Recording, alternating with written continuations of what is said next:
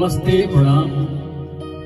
हम बानी आप सबके भाई भोजपुरी गायक गणेशी टुट्टू और हमारे बड़े भैया बहुत ही अच्छे म्यूजिक डायरेक्टर अभिषेक गुप्ता जी और हमारे बहुत ही अच्छे गायिका साक्षी सिंह जी।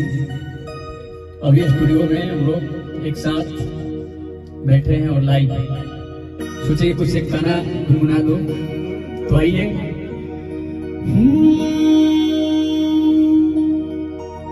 कि बाहर से बाहर बोला कि ससुरारी करो तड़ू कहवा कि साली तैयारी ऐसा नहीं। अरे बाहर से बाहर बोला कि ससुरारी करो तड़ू कहवा कि साली तैयारी काजी दे करो तड़ू रोज सुबह शाम के।